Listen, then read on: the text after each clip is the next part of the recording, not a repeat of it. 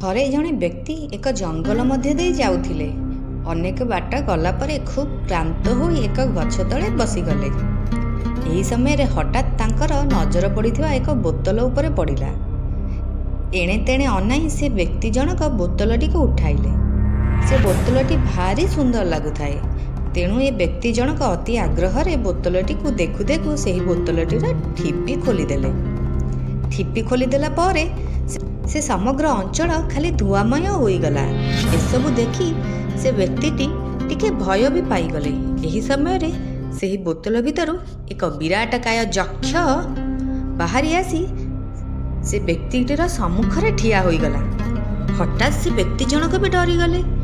ତହୁଁ ସେ ଯକ୍ଷ କହିଲା, ମୋତେ ଦେଖି ତୁମେ ଆଦୌ ଡର ନାହିଁ। ମୁଁ ତୁମର କିଛି ବି କ୍ଷତି କରିବି ନାହିଁ। ତୁମର ଅନୁଗତ ହୋଇ ମୁଁ ତୁମର ସବୁ କାର୍ଯ୍ୟ କରିବି, କିନ୍ତୁ ମୋର ଗୋଟିଏ ସର୍ତ୍ତ ଅଛି। ଏଥର ଯାଇ ସେ ଡରି ଯାଇଥିବା ବ୍ୟକ୍ତିଟିର ଦେହରେ ଟିକେ ଜୀବନ ପଶିଲା। ତଥାପି ବି ଡରି ଡରି ସେ କହିଲେ, ତୁମର କି ସର୍ତ୍ତ ଅଛି ଏବେ କୁହ।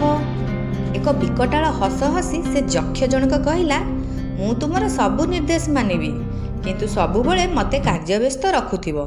ଯେଉଁ ମୁହୂର୍ତ୍ତରେ ମୋତେ କାର୍ଯ୍ୟବ୍ୟସ୍ତ ରଖିବ ନାହିଁ, ସେହି କ୍ଷଣି ମୁଁ ତୁମକୁ ଖାଇଯିବି। ଯକ୍ଷର ଏପରି କଥା ଶୁଣି ସରଗରୁ ଚାନ୍ଦ ପାଇଲା ଭଳି ଏ ବ୍ୟକ୍ତିଟିକି ଲାଗୁଥାଏ। ବହୁ ଚିନ୍ତା କରି ଯକ୍ଷଟିର କଥାରେ ଶେଷରେ ସେ ବ୍ୟକ୍ତି ଜଣକ ରାଜି ହୋଇଗଲେ ଓ ଯକ୍ଷକୁ ଘର, ଧନ, ସମ୍ପତ୍ତି, ରାଜ୍ୟ ସବୁ କିଛି ମାଗି ପକାଇଲେ। ଯକ୍ଷ ମଧ୍ୟ ସଙ୍ଗେ ସଙ୍ଗେ ସବୁ କାର୍ଯ୍ୟ ପୂରଣ କରିଦେଲେ। ପରବର୍ତ୍ତୀ ନିର୍ଦ୍ଦେଶକୁ ଅପେକ୍ଷା କରୁଥିଲା। ଧୀରେ ଧୀରେ ସେ ବ୍ୟକ୍ତିଟିର ସବୁ ଆବଶ୍ୟକତା ପୂରଣ ହୋଇଗଲା। ଯକ୍ଷକୁ ନିର୍ଦ୍ଦେଶ ଦେବା ପାଇଁ ସେ ବ୍ୟକ୍ତି ପାଖରେ ଆଉ କିଛି ବି ବଳକା ନଥିଲା। ଏଥର ସେ ବ୍ୟକ୍ତି ଜଣକ ଅତି ଚିନ୍ତାରେ ପଡ଼ିଗଲେ।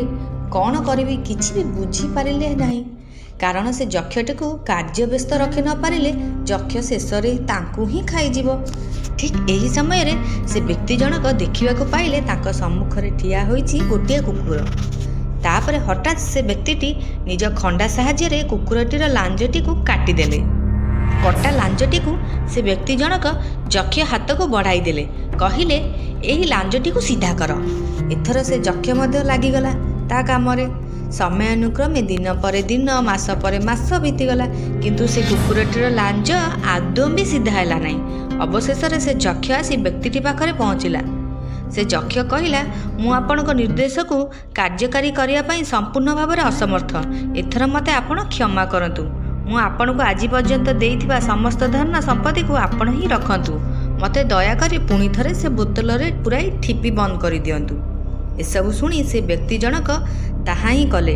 ଠିକ୍ ସେହିପରି ମଣିଷ ପ୍ରକୃତି ହେଉଛି କୁକୁର ଲାଙ୍ଗୁଡ଼ ପରି।